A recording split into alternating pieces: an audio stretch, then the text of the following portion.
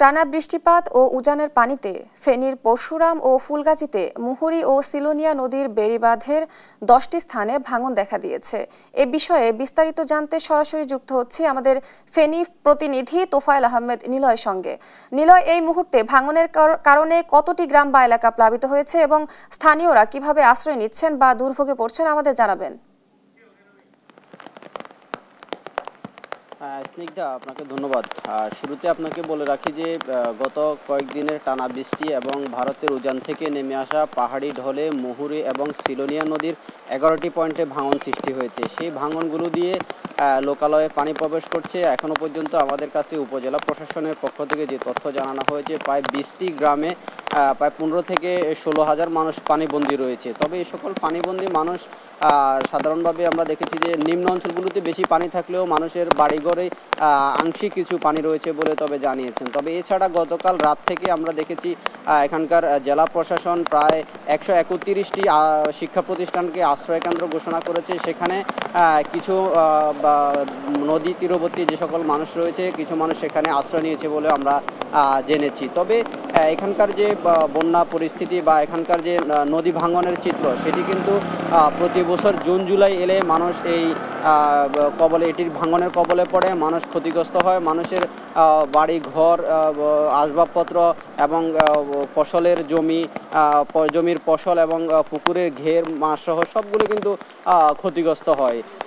এখানকার মানুষ সবসময় দাবি করে যে তারা সেখানে টেকসই বাঁধ চায়, কিন্তু পানি উন্নয়ন বোর্ড সেখানে বলছে যে তাদের একটি মেগা প্রকল্প ইতিমধ্যে মন্ত্রণালয়ে পাঠিয়েছে 7,340 কোটি টাকার। সেটি যদি বাস্তবায়ন হয়, প্রকল্প যদি অনুমোদন হয়, সেক্ষেত্রে কিন্তু এই এলাকার মানুষের যে দীর্ঘদিনের দুর্ভোগ সেটি কিন্তু লাঘব হবে। তবে আমরা দেখেছি যে এই এলাকার মানুষ সবসময় অভিযোগ করে থাকে যে এলাকার মানুষের যে নদীটি রয়েছে, সেই নদীটি বেশ কিছু জায়গায় সংকুচিত রয়েছে, বেশ কিছু জায়গায় বন জঙ্গল এবং কি ঝোপঝাপে কিন্তু পরিণত হয়েছে। সেগুলো কিন্তু ঠিকমতো পানি উন্নয়ন বোর্ড পরিষ্কার পরিচ্ছন্নতা না করার কারণে কিন্তু সেখানে পানির যে প্রবাহ সেটি ঠিক থাকে না, যার কারণে সামান্য বৃষ্টি হলে বা উজানের পান থেকে পানি নামা শুরু করলে কিন্তু ফুলগাজীর বিভিন্ন অঞ্চলে কিন্তু সেখানে ভাঙন সৃষ্টি হয়। আমরা ইতিমধ্যে দেখেছি সিলোনিয়া নদীর 7টি পয়েন্টে ভাঙন সৃষ্টি হয়েছে এবং মুহুরী নদীর 4টি পয়েন্টে ভাঙন সৃষ্টি করার খবর আমরা পেয়েছি।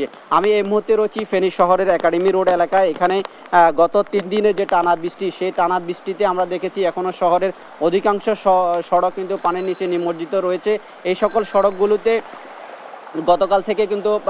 গতকাল রাত থেকে কিন্তু কিছু অংশে পানি নামা শুরু করলেও এখনও অধিকাংশ সড়কে কিন্তু পানি রয়েছে বলে আমরা দেখতে পাচ্ছি। তবে এখানে পৌর প্রশাসক বলছে যে বৃষ্টি যদি কমে তাহলে সেক্ষেত্রে পানি নেমে যাবে। তবে আমরা দেখেছি যে সকাল থেকে গুড়ি গুড়ি বৃষ্টি হচ্ছে, এখন কিছুটা ভারী বৃষ্টির হচ্ছে। তবে এই বৃষ্টির পরিমাণ যতদিন পর্যন্ত না কমবে ততদিন পর্যন্ত কিন্তু এই জলবদ্ধতা কমবে না বলে জানিয়েছেন। তবে এখানকার সাধারণ মানুষ যারা বলছে, তারা সবসময় দাবি করছে যে এই ফেনী পৌরসভা একটি জনগুরুত্বপূর্ণ পৌরসভা। এখানে লক্ষ লক্ষ মানুষ বসবাস করে। তাদের যে পৌরসভার যে নাগরিক সুবিধা সেগুলো তারা থেকে বঞ্চিত হচ্ছে। এর কারণ হচ্ছে পৌরসভার অব্যবস্থাপনাকে তারা দোষারোপ করছে। ঠিকমতো ড্রেনেজ ব্যবস্থাগুলো পরিষ্কার করা হয় না, ঠিকমতো যে সকল ড্রেনগুলো অপরিষ্কার অপরিচ্ছন্ন খালগুলো রয়েছে সেগুলো পরিষ্কার না করার কারণে কিন্তু এই যে জলবদ্ধতার কবলে মানুষকে পড়তে হয় বলে তারা বলছে। তবে আমরা দেখেছি যে এখানে যে সড়কগুলো সেগুলো এখনও পানির নিচে তলিয়ে আছে। পৌরসভা যে উদাসীনতা সেটি কাটিয়ে ভবিষ্যতে এই পৌরবাসী যেন জলবদ্ধতার শিকার না হয় সে বিষয়ে পৌরসভাকে দৃষ্টি রাখবে, এমনটি কিন্তু প্রত্যাশা করছে এইসব ওয়ার্ডের সকল ধরনের নাগরিকরা। তো এই ছিল আমার কাছে জলবদ্ধতা এবং ভারতের উজান থেকে নেমে আসা পাহাড়ি ঢলে মুহুরী এবং সিলোনিয়া নদীর বাঁধ ভাঙার সর্বশেষ তথ্য। ধন্যবাদ আপনাকে।